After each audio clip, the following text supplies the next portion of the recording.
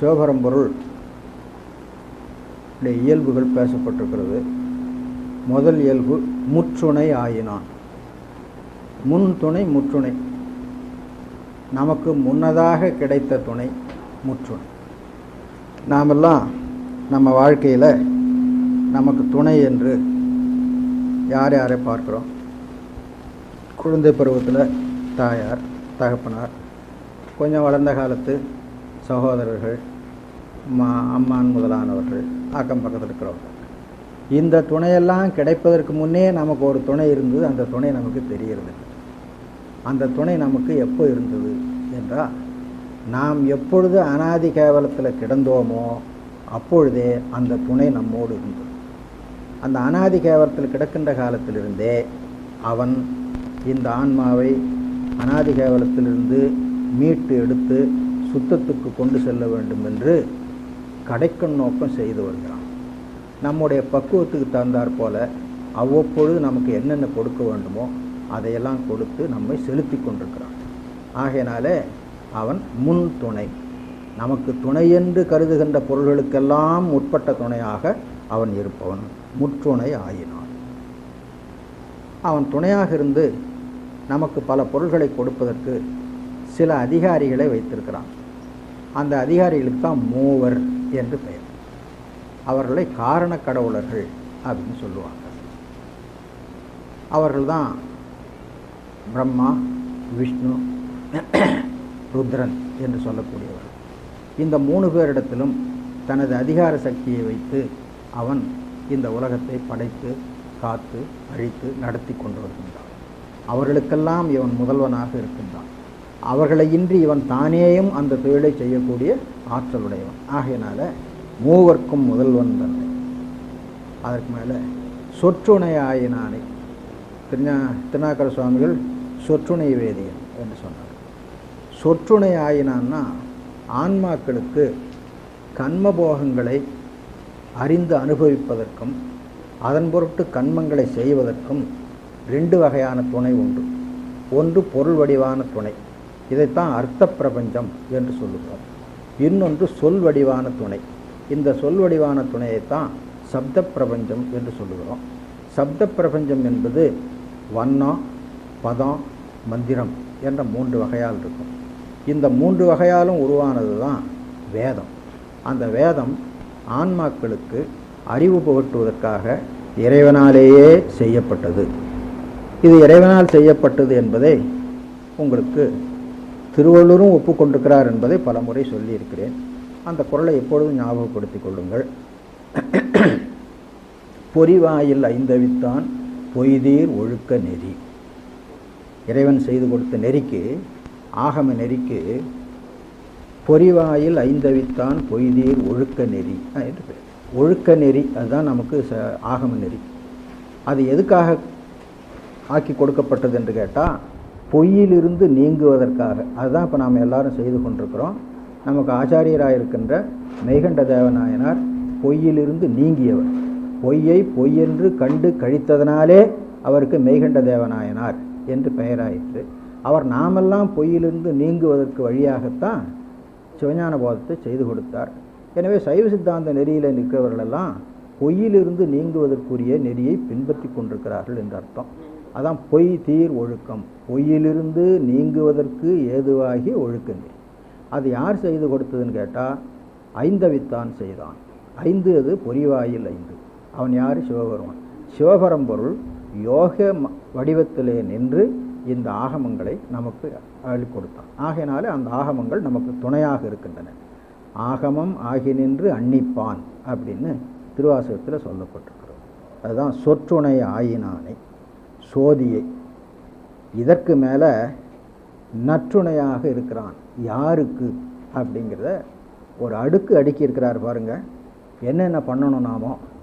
ஆதரித்து, உற்று, உணர்ந்து, உருகி, ஊறி உள் கசிவு உடையவர்க்கு நற்றுணை அப்படின்னு நாம் ஞாபகம் வைத்துக் கொள்ள வேண்டும். ஆதரித்தல் என்பதற்கு விரும்புதல்னு பேர். ஆதரம் என்ற சொல்லுக்கு விருப்பம்னு அர்த்தம். ஆதரித்தல் என்றால் விரும்புதல் அர்த்தம். முதல்ல சிவபரம்பொருளை விரும்ப பழகி கொள்ள வேண்டும்.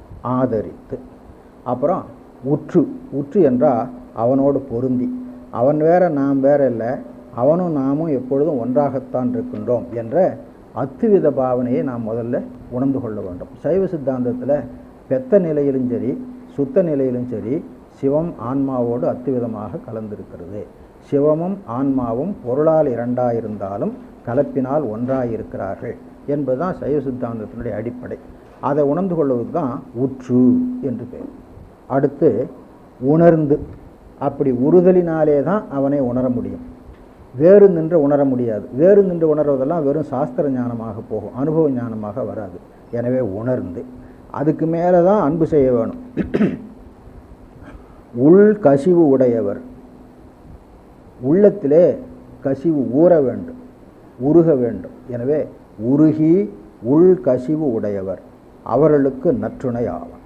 அவன்தான் அணிவள்ளி அடிகளார் என்று, அடிகளார் என்பது மரியாதை மொழி. சிவபரம்பொருளை அவ்வாறு சொல்கிறது ஒரு வழக்கு. பழைய காலத்திலலாம் உடையார் என்று சொல்லுவாங்க, அடிகள் என்று சொல்லுவாங்க. ரெண்டு பெயரால் இறைவனை கல்வெட்டுக்கள்லாம் அப்படி தான் சொல்லியிருக்கிறது. அடுத்து இந்த பாட்டில் இந்த 3வது வரி நல்லா ஞாபகம் வைத்துக் கொள்ளுவாங்க. 2வது வரி கடைசி, ஆதரித்து உற்று உணர்ந்து ஊறி உள் கசிவு உடைய தொண்டர், உருகி உள் கசிவு உடைய தொண்டர். இதுதான் அடைமொழி, ஞாபகம் வச்சுக்கணும்.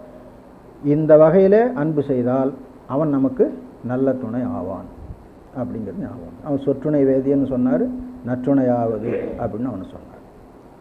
அடுத்து இது மனித பிறப்பில் இருக்கிறவங்களுக்கு ஆகும், ஏனைய பிறப்புகளில் இருக்கிறவங்களுக்கு என்ன ஆகும் அப்படின்னு ஒரு சந்தேகம் வந்துட்டா அந்த சந்தேகத்தை விளக்குற மாதிரி, ஏனைய பிறப்பெடுத்த ஆன்மாக்களும் கூட அவ்வாறு பணி செய்து நன்மை பெற்றன என்பது எடுத்து காட்டுவது போல சிலந்தியை எடுத்து காட்டுகிறார். புலர்ந்த கால் பூவும் நீரும் கொண்டு அடி போற்றமாட்டா வலஞ்செய்து வாயின் நூலால் வட்டனை பந்தர் செய்த சிலந்தியை அரையனாக்கி சீர்மைகள் அருளவல்லார் நலந்திகள் சோலை சூழ்ந்த நனிவள்ளி அடிகளாரே. இப்போ நாமெல்லாம் என்ன பண்ணுறோம், காலம் அறிவோம். இப்போ வைகரை ஆயிற்று, தூக்கத்திலிருந்து எழ வேண்டும், நம்மை உடம்பு சுத்தி செய்து கொள்ள வேண்டும், இறைவனை வழிபட வேண்டும் அப்படின்னு நாம் நினைப்போம்.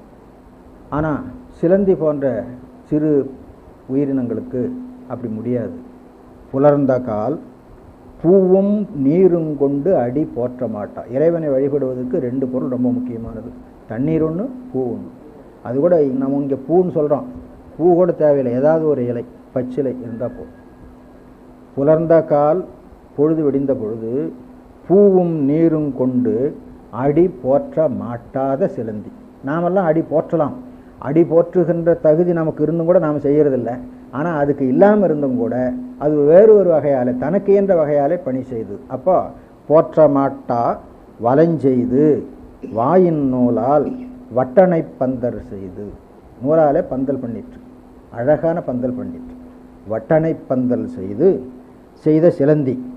அந்த சிலந்தியை அரையனாக, கோச்சங்கட் சோழ நாயனாராக வந்தவர் இல்லையா, சிலந்தியை அரையனாக்கி சீர்மைகள் அருள வல்லார், அவர் எல்லா சிறப்பும் கொடுக்க வல்லவர், நலந்திகள் சோலை சூழ்ந்த நனிவள்ளி அடிகளாரே. இந்த பாட்டில் முதல் வரியும் 2வது வரியும் ஞாபகம் வச்சுக்கணும். முதல் வரி நமக்கெல்லாம் உரியது, 2வது வரி அதை செய்ய மாட்டாதவர்களும் கூட தங்களுக்கு இயன்ற வகையிலே சிவபெருமானுக்கு பணி செய்யலாம், அப்படி பணி செய்தால் சிறந்த சிறப்பு கிடைக்கும் என்ற செய்தி சொல்லப்பட்டது. அடுத்த பாட்டுக்கு போகலாம். அடுத்த பாட்டு நம்ம தத்துவங்களுடைய தொகையை சொல்லி வச்சிருக்குது. 80 10 6 என்னுளே இருந்து மன்னி. 80 10 6 96, தத்துவம் 36, தாத்துவிகம் 60, ஆக 96. இந்த 96 என்னுள்ளே இருக்கிறது. வாக்கியம் 96 என்னுள்ளே இருக்கிறது என்று சொன்னாலும் அது உண்மை என்னன்னு கேட்டால் அந்த 96க்குள்ளே தான் நாம் இருக்கிறோம். அந்த 96 நம்ம கவிந்து கொண்டிருக்கிறது, அதுக்குள்ளே நாம் இருக்கிறோம். அந்த தேகத்துக்கும் ஆன்மாவுக்கும் வேற்றுமையின்மையினாலே, அது ஒரு அத்விதம் இல்லையா, தேகத்துக்கும் ஆன்மாவுக்கும் வேற்றுமையின்மையினாலே இந்த 96 ஆன்மாவினுள்ளே இருக்கிறது அப்படிங்கிற மாதிரி இவர் பாடுறார். 80 10 6. எனவே 96 தத்துவம் சைவ சித்தாந்தத்தில் உண்டு என்பது திருநாவுக்கர சுவாமிகளாலே சொல்லி வைக்கப்பட்டு, இந்த இடத்துல மட்டும் இல்லைங்க, இன்னும் பல இடத்துல சொல்லி இருக்கிறார். இந்த இடத்துல அது ஒரு இடம். அது எண்பதும் பத்தும் ஆறும் என்னுளே இருந்து மன்னி கண் பழக்கு ஒன்றும் இன்றி கலக்க நான் அலக்கழிந்தேன். இப்போ உலகியல்ல என்னோடு இணையாக என் கூடவே ஒருவர் இருந்து கொண்டிருக்கிறார் என்று சொன்னால் அவர் எனக்கு ஏதாவது இடுக்கண் துன்பம் செய்வாரா? செய்ய மாட்டார் அல்லவா? துன்பம் செய்யக்கூடிய காரணம் இருந்தாலும் கூட ஐயோ பாவம் எவ்வளோ நாளாக பழகினவன், இவனுக்கு நாம் இதெல்லாம் செய்யக்கூடாது அப்படின்லாம் நினைப்பாங்க. ஆனால் இந்த 96 பேரும் நம்ம கூடவே இருந்தோம், எவ்வளோ நாள் நம்ம கூட இருந்தானே, இவனுக்கு நாம் இப்படி துன்பம் செய்யலாமா அப்படின்னு நினைக்காம ஏதாவது ஒரு துன்பத்தை நமக்கு செய்து கொண்டே இருக்கும். அதான் கண் பழக்கு ஒன்றும் இன்றி. கண் பழக்கம் என்பது கண்ணோட்டம் என்ற பொருளில் வருது. ஐயோ பாவம் அப்படின்னு சொல்கிறோம், ரொம்ப நாளாக பழகிட்டவன் கடந்து போகிறான் அப்படின்னு சொல்லி விட்டுடுவோம். அப்படிலாம் விடாமல் துன்பம் செய்வதையே தொழிலாக கொண்டிருக்கின்றன. 80ம் 10ம் 6ம் என்னுளே இருந்து மன்னி கண் பழக்கு ஒன்றும் இன்றி கலக்கம் செய்ய நான் அலக்கழிந்தேன். அப்போ தத்துவங்களினாலே நாம் எவ்வளவு பெரிய துன்பப்படுகிறோம் அப்படிங்கிறத திருநாவுக்கரசு சுவாமி இங்கே காட்டியிருக்கிறார். செண்பகம் திகழும் புன்னை செழுந்திரள் குரவம் வேங்கை நண்பு செய் சோலை சூழ்ந்த நனிவள்ளி அடிகளாரே. நமக்கு எப்பாவது ஏதாவது உபத்திரம் வந்துன்னு வச்சுங்க, நம்ம உடம்பினாலே ஏதாவது தொந்தரவு வந்துன்னு வச்சுங்க, ஆண்டவனிடத்தில் இந்த பாட்டை தான் சொல்லணும். சாமி, இவங்க இவ்வளவு காலம் எங்கூடவே இருந்து எனக்கு தொந்தரவு பண்ணிக்கிட்டே இருக்கிறாங்க, நான் ரொம்ப வருந்துகிறேன், நீங்கள் கொஞ்சம் இவங்களை கவனிச்சிங்க அப்படின்னு சொல்லி சாமிகிட்ட ஒரு விண்ணப்பம் போடலாம். அந்த பாட்டு, அதுக்கு இந்த பாட்டை நம்ம பயன்படுத்தி கொள்ளலாம். நம்ம உடம்பினாலே எதுமா செண்பகம் திகழும் குராமரம், குரா கடம்பம் வெண்கடம் சொல்லுவோம், மரா குரா என்பதெல்லாம் பார்.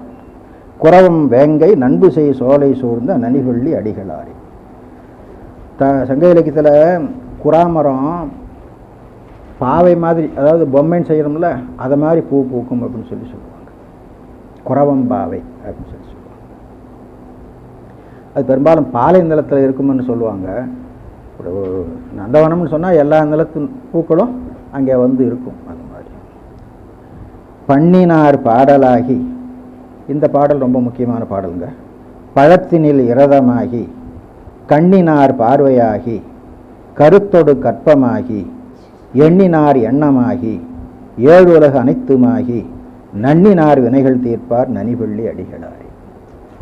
நன்னினார் வினைகள் தீர்ப்பார் நனிவள்ளி அடிகளார். நாம் அவரோடு நட்பு செய்தால் அவர் நமக்கு நன்மை செய்வார். நாம் அவரை விட்டுவிட்டால் அவரால் விளைகின்ற நன்மை நமக்கு விளைவதில்லை. இதுதான் நலமிலன் நன்னார்க்கு நன்னினர்க்கு நல்லன் சலமிலன் பேர் சங்கரன் என்று திருவருட்பயனில் சொல்லப்பட்டிருக்கிறது. அதில் நன்னார்க்கு நலமிலன் நன்னினர்க்கு நல்லன், அதே தான் இங்கே நன்னினார் வினைகள் தீர்ப்பார் நனிவள்ளி அடிகளாரே. அவர் எப்படி இருக்கிறார் என்று கேட்டால் ஏழுலக அனைத்துமாகி இருக்கிறார். இது வெளியிலே கலந்திருக்கிற நிலை. நமக்கு உடம்புன்னு ஒன்று இருக்குது, உடம்பு இயங்குவதற்குரிய உலகம் என்று ஒன்று இருக்கிறது. இந்த உடம்பை பிண்டம் என்று சொல்லுவோம், இந்த உடம்பு இயங்குவதற்குரிய உலகத்தை அண்டம் என்று சொல்லுவோம். அண்டத்திலும் பிண்டத்திலும் அவர் ஒரே மாதிரியாக கலந்திருக்கிறார். அதில் அண்டத்தில் கலந்திருப்பதை ஏழு உலக அனைத்துமாகி என்று சொன்னார். ரெண்டாவது, பிண்டத்தில் கலந்திருப்பதை எண்ணினார் எண்ணமாகி கருத்தொடு கற்பமாகி என்ற 2 வகையில் சொல்லி வச்சிருக்கிறார். கருத்தொடு கற்பம், நம்முடைய மனத்திலே தோன்றுகின்ற கற்பனைகளாக அவர்கள் இருந்து கொண்டிருக்கிறார்கள் அப்படின்ட்டு கருத்தொடு கற்பம் ஆகி. கற்பம் என்று சொல்வது கற்பித்தல் என்னும் பொருளை உடையது. அதை சங்கற்பம் சொல்கிறோம் இல்லையா, நினைப்பு, அதில் முதற்குறை கற்பம் என வந்தது அப்படின்னு சொல்லி சொல்லுகிறார்கள்.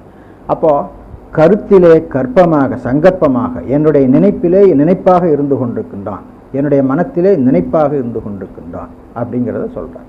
கருத்தோடு கற்பமாகி எண்ணினார் எண்ணமாகி, இது பிண்டத்திலே கலந்திருக்கிற முறை. ஆக அண்டம் பிண்டம் என்ற 2 இடத்திலும் சிவம் வியாபகமாக கலந்திருக்கிறது என்ற செய்தி இதில் சொல்லப்பட்டது.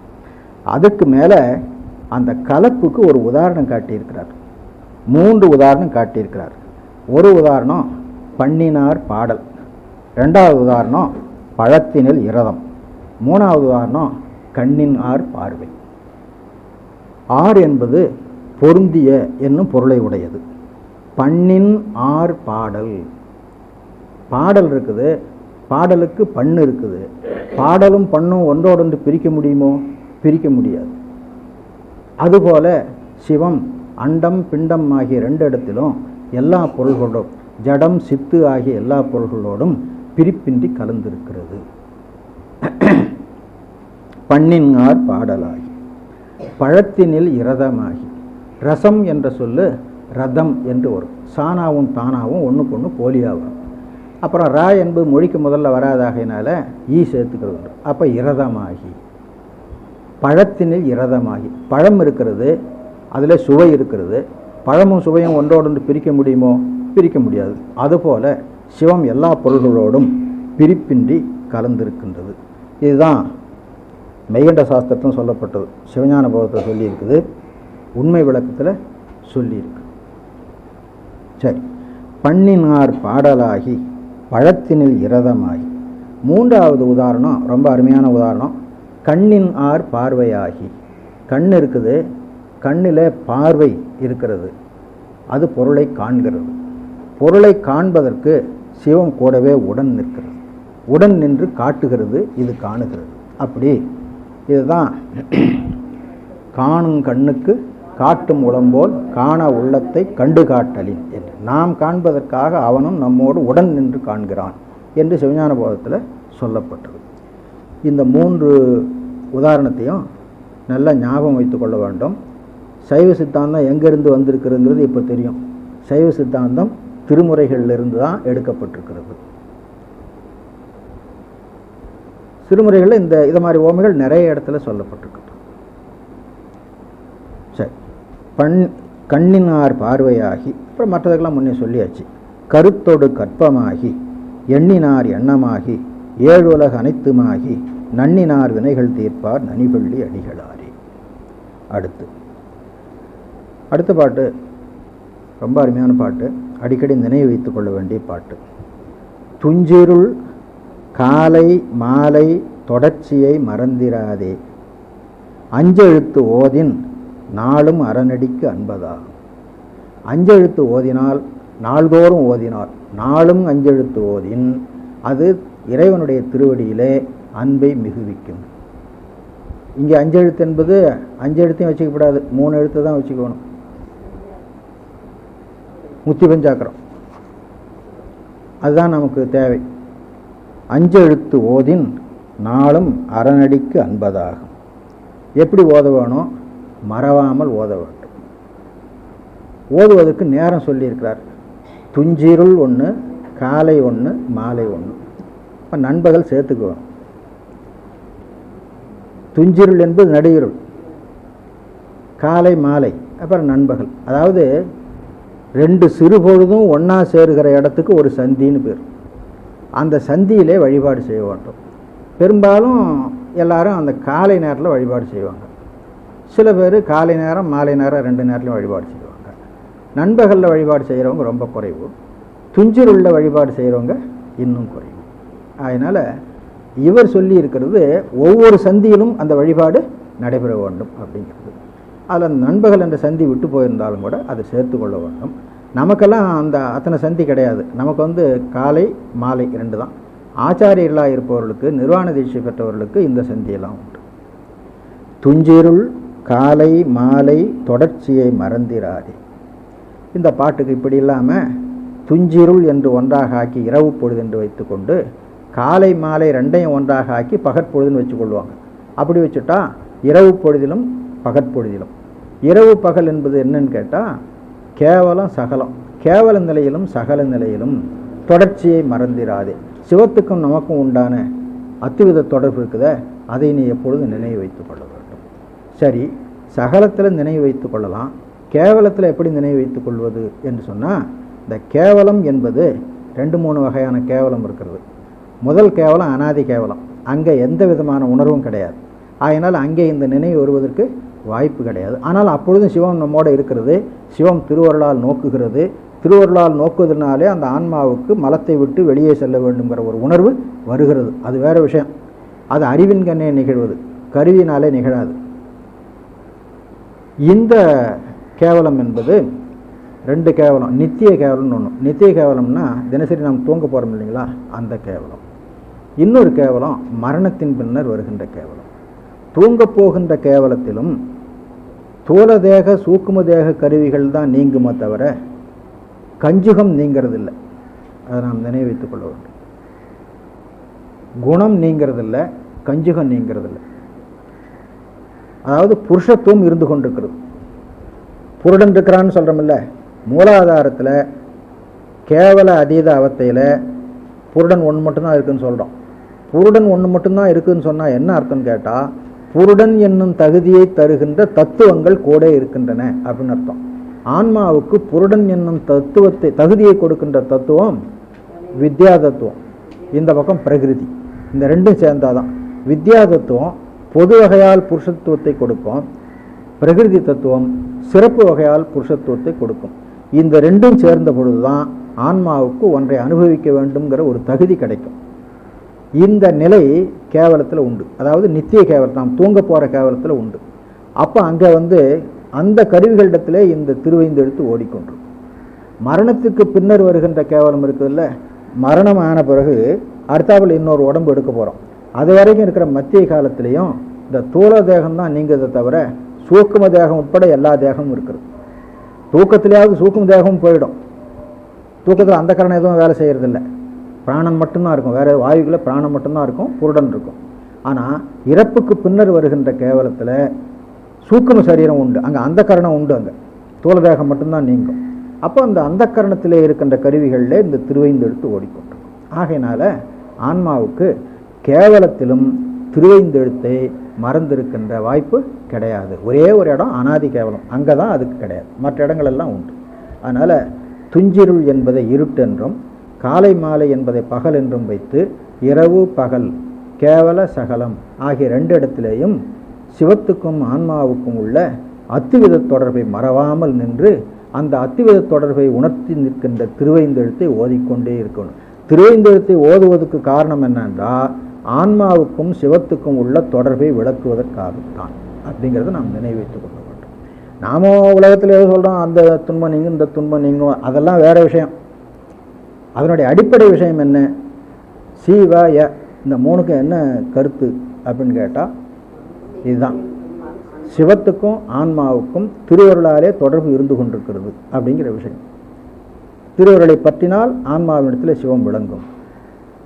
அது விளங்காதிருந்தாலும் ஆன்மாவிடத்தில் சிவம் இருக்கும், அது அத்துவிதம். அந்த அத்துவிதத்தை விளங்கி கொள்வது தான் திருவைந்தெழுத்தை ஓதுவது. அதனால் தொடர்ச்சியை மறந்திராதே ஐந்தெழுத்து ஓதின் அது அறநடிக்கு அன்பதாகும். அறநடிக்கு அன்பதாகும்னா திருவைந்தெழுத்தை ஓத ஓத சிவம் நமக்கு என்ன நன்மை செய்தது என்ற அறிவு வளர்ந்து கொண்டே வருங்க. மற்ற நேரத்தில் வளராது. திருவைந்தெழுத்தை ஓதுகிற பொழுது சிவம் அனாதி கேவலத்தில் கிடந்த நமக்கு மாயகன்மங்களை கூட்டி சகலாவத்தை கொடுத்தது, அது கருணையினாலே கொடுத்தது. எனக்கு இது வேண்டும் என்று கேட்கின்ற அறிவு கூட நமக்கு இல்லை, அப்படி இருந்தும் அது கொடுத்தது என்ற உணர்வு திருவைந்தெழுத்தை ஓதுவதனாலே வரும். அந்த சிவம் அருளோடு கூடியது, அந்த அருளினாலே தான் இவையெல்லாம் எனக்கு கிடைத்தன அப்படிங்கிற உணர்வு வரும். இந்த உணர்வு வந்தால், இந்த உணர்வு தோன்றுந்தோறும் தோன்றுந்தோறும் அன்பு மிகுங்க. அதாவது ஒருவரிடத்தில் நாம் அன்பு கொள்ள வேண்டும் என்றால் அவர் நமக்கு செய்த உதவியை நினைத்து பார்க்க வேண்டும். அப்படி உதவியை நினைத்து பார்க்கிற பொழுது நினைக்குந்தோறும் நினைக்குந்தோறும் அன்பு மிகும். இதுதான் அயரா அன்பு என்று சிவஞான போதத்தில் சொல்லப்பட்டது. அயரா அன்பு என்பதுக்கு அயராமையான் உளதாகிய அன்பு என்று அர்த்தம் பண்ணுவாங்க. அயராமைன்னா மறவாமை. எதனை மறவாமை என்றால் சிவம் ஆன்மாவுக்கு செய்த உதவியை மறவாமை. உதவியை எப்பொழுது நாம் மறவாமல் இருக்கிறோமோ அப்பொழுது அன்பு மேலும் மேலும் வளரும். மறந்தால் அன்பு வளராது. அதனால் அஞ்செழுத்து ஓதின் அது அறநடிக்கு அன்பாகும். நான் இறைவனிடத்தில் ரொம்ப அன்புடையவனாக இருக்கிறேன் அப்படின்னா அதுக்கு என்ன அடையாளம் என்று கேட்டால் சதாகாலமும் திருவைந்தெழுத்தை சிந்தித்து கொண்டிருப்பது தான் அடையாளம். வேறு எவ்வளோ அடையாளம் இருக்கலாம். கோயில் கட்டலாம், அபிஷேகம் பண்ணலாம், தீபாராதனை பண்ணலாம், திருவிழா பண்ணலாம், எல்லாம் பண்ணலாம். எது பண்ணாலும் திருவைந்தெழுத்தை ஓதுவதும் சிவத்துக்கும் ஆன்மாவுக்கும் உள்ள தொடர்பை உணர்வதும் தான் சிவத்தினிடத்திலே நாம் அன்புடையவராக இருக்கிறோம் என்பதற்கு அடையாளம். அறநடிக்கு அன்பதாகும், அது அறநடிக்கு அன்பு ஆகும் என்று அர்த்தம் பண்ணிக்கொள்ளுங்க. அதுக்கு மேலே ஒரு 2 வரி தன்னுடைய வரலாற்றை சொல்கிறார். நம்ம பெரிய புராணத்தில் நாயன்மார்களுடைய வரலாறு, குறிப்பாக சமய ஆச்சாரியருடைய வரலாறு பேசப்பட்டிருக்கிறது. அதெல்லாம் எங்கேயோ கட்டுக்கதைகளாக பாடினதில்லை. அவங்க பண்ணின வாக்கில் இருந்து, அவர்கள் செய்த நூலில் இருந்து, அவர்கள் பாடிய பாடல்களில் இருந்து அகச்சான்றுகளை கண்டு அதை வைத்து தான் வரலாறு பண்ணியிருக்கிறார்களே தவிர தன்னுடைய இஷ்டப்படி வரலாறு ஏதோ அவங்க சொன்னாங்க இவங்க சொன்னான்னு கேட்டு பாடினதில்லை. அதுக்கு ஒரு செய்தி இங்கே இருக்குது பாருங்க. வஞ்சனை பாற்சோறு ஆக்கி வழக்கிலா அமணர் தந்த நஞ்சு அமுது ஆக்குவித்தார் நனிவள்ளி அடிகளாரே. இது ரெண்டு விதத்தில் இந்த தொடர் நமக்கு உபயோகப்படுகிறது. ஒன்று, சமணர்கள் திருநாவுக்கர சுவாமிகளுக்கு நஞ்சு கலந்து உணவு கொடுத்தார்கள் அப்படிங்கிறது. அந்த நஞ்சு அவரை ஒன்று செய்யவில்லை, அது அமிர்தமாக நின்று அவரை பிழைக்க வைத்தது அப்படிங்கிற விஷயம். ரெண்டாவது, ஐயா துஞ்சிருள் காலை மாலை தொடர்ச்சியை மறந்திராமே அஞ்செழுத்து ஓதின் நாளும் அறநடிக்கு அன்பதாகும் அப்படின்னு பாடினீங்க. நன்னினார் வினைகள் தீர்ப்பார் நனிவள்ளி அடிகளார்னு பாடினீங்க. யாருக்காவது வினை தீர்த்திருக்கிறார் ஐயா ஒரு உதாரணம் சொல்லுங்கள் அப்படின்னு கேட்டால் நான் யாரையும் உதாரணம் சொல்ல வேண்டியதில்லை, நானே உதாரணம். அப்போ திருநாவுக்கர சுவாமிகள் இறைவன் தனக்கு செய்த உபகாரத்தை தானே ஒரு உதாரணமாக நின்று நமக்கு எடுத்து காட்டியிருக்கிறார். அப்போது எனக்கு செய்திருக்கிற பொழுது ஏன் மற்றவர்களுக்கு செய்ய மாட்டார்? இதுதான் திருநாவுக்கர சுவாமிகளுடைய கேள்வி. எனக்கு செய்திருக்கிறார், நான் அவனை மறவாதிருந்தேன். ஈண்டு வரும் வினைகளுக்கு எம்பிரான் உடன் அப்படின்னு நினச்சி தானே போனார் அவர். அவன் மன்னன் கூப்பிடுகிறான்னு முதல்ல சொன்னார், நாமார்க்கும் குடியெல்லாம். அவன் வந்து கேட்கறதுக்கு எனக்கு கூப்பிட்றதுக்கு அவனுக்கு அதிகாரம் இல்லைன்னு எல்லாம் சொன்னார். எல்லாம் சொல்லிட்டு கடைசியில் சரி ஈண்டு வரும் வினைகளுக்கு எம்பிரான் உடன் அப்படின்னு சொல்லி போனார். அதனால் நான் அவனை மறவாதிருந்தேன், அவன் எனக்கு நன்மையை செய்தான், அதுபோல் நீங்களும் மறவாமல். அதுக்கு தன்னையே ஒரு உதாரணமாக காட்டினார். அதில் ரெண்டு வகையில் இந்த பின்னால் இருக்கிற ரெண்டு வரி ரொம்ப அருமையாக நமக்கு பயன்படும். வஞ்சனை பாற்சோராக்கி வழக்கிலா அமணர் தந்த நஞ்சு அமுது ஆக்குவித்தார் நனிவள்ளி அடிகளாரே. அரிசியை சோறாக ஆக்கலாம், அரிசிக்கும் சோத்துக்கும் வித்தியாசம் இல்லை. அரிசியில் இருக்கிற குணம் தான் சோத்தில் இருக்குது. நஞ்சை அமுதமாக ஆக்க முடியுமோ? நஞ்சு அமுதம் ஒன்றுக்கொன்று விரோதமான குணம் அல்லவா?